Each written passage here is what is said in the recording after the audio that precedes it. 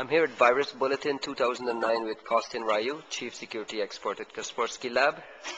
Costin co-presented today on security issues in Twitter, including a new tool that he created to track some sort of malicious URLs and malicious activity on Twitter.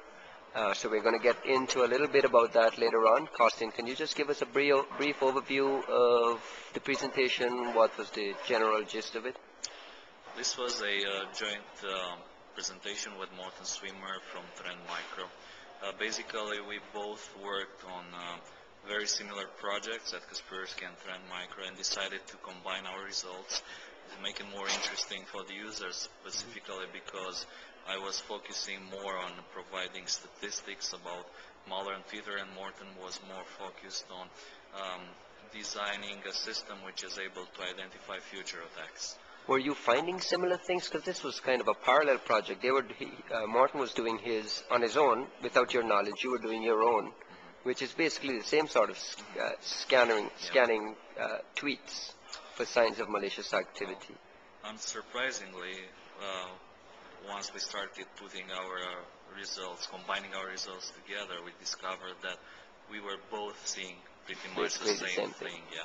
So the numbers match. So probably we didn't do any serious mistakes in the coding and the implementation, because there's a lot of very fine details associated with fetching the Twitter public timeline, extracting all the URLs, expanding them, downloading them, then testing them for malware. So why don't you give us a little overview of your project? It was called Crab Crawler. What is it and what exactly does it do? You know that Twitter has a public timeline which is visible by pretty much anybody. It roughly accounts for about 300 tweets per second. So that's a lot of tweets, to be honest. 300 tweets per second? Yes. Okay. And what the project does, it will constantly poll this public timeline. It will go through every single tweet which is being published in the timeline. It will extract any URLs that can be found inside. It will then expand the URLs, because you know that on Twitter bit.ly is .gdt URL, they're very popular, so that people can write more and then they put the link to whatever they want to show the world. So we need to expand the URL, then we are doing the downloading part, because we need to check that URL.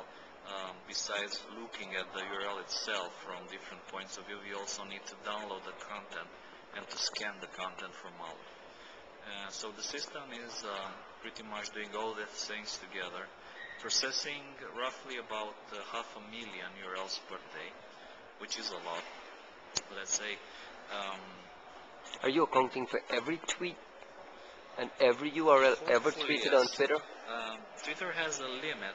They are, of course, imposing a set of limits so that they don't get flooded with requests. And by default, the limit, you can do 2,000 queries per hour, and each query will return multiple results.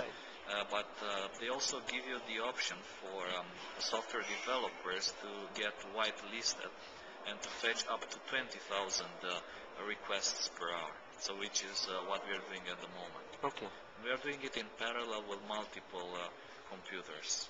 So that allows us hopefully to fetch everything that is posted to Twitter, but there's like no 100% guarantee. Right, obviously.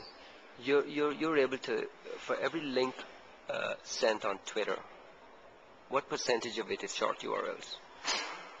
Pretty much 99%, right? More than 99%, I think, and of those, more than 75% are bit.ly. Right, because they're the default in a lot of. They're the default in Twirl. And and on the website as well. Yeah, also on the website. And actually, it's known that some of the people who are funding Twitter are also funding bit.ly at the same time. Right, so it was a business decision to make that the default. But we can get into this a little bit. Bit.ly is doing their own malware URL filtering, in addition to what Twitter is doing. And your tool is able to determine malicious URLs coming out of those URL shortening services as well. On a scale of 1 to 10, 10 being the worst. How bad is it? How bad is this Twitter malicious link, spam link ecosystem? Is it just a 1? Is it a 5? Right. 7, I'd say. It's that bad. Yeah, probably yes. Well, just to give you an example, that the most posted single URL on Twitter during the past 2 months, it actually points to a website that used to be malicious in the past. So of every single link over the last 2 months that was posted to Twitter, the Yes. single most pointed to eventual destination coming out, Yes. because it's all URL shortening. Yes. You're saying is a single website Yes. that in the past had malicious. Yes. Well, I looked at the website last night and I couldn't find anything obviously malicious. Right. But some projects, such as, for instance, the Web of Trust, they are listing this website as highly suspicious for distributing rogue antivirus products, bots, and also doing phishing attempts. And it's a dating website. It's a dating It's a website. dating website. This is, well, pretty common, let's say, that dating websites are being used for other things, and they are Right. spammed and promoted through botnets. When did you start this project? How long has it been running? Roughly, I think about 4 months now. And over the 4 months, has it been progressively getting worse? Well, as we constantly improved the project was able to fetch more and more data from Twitter. As Right. we fine-tuned all the modules of the project to get more data. So it's no sure proof it's actually getting worse. Maybe the tool is just getting better. I think that it is getting worse, but slowly. And you say you rate it a 7 out of 10 in terms of just how bad it is.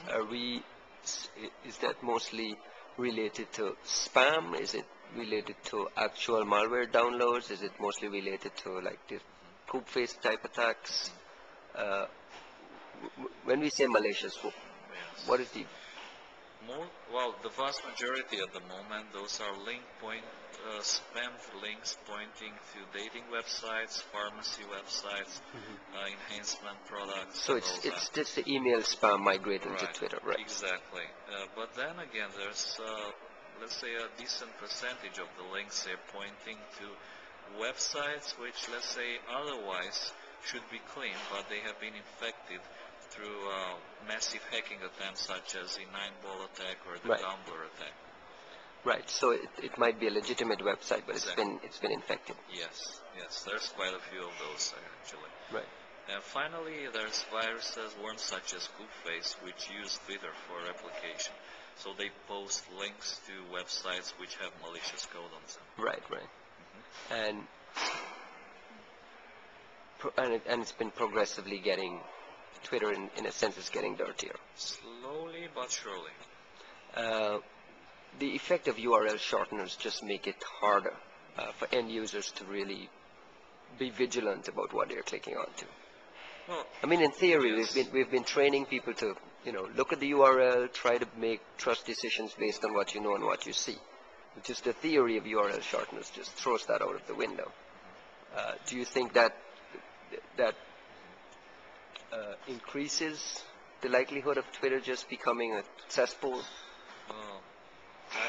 I've been asked what's my opinion regarding the URL shorteners, because, for instance, Bitly is actually doing a security screening of the URLs, so that provides additional security, right, to the users.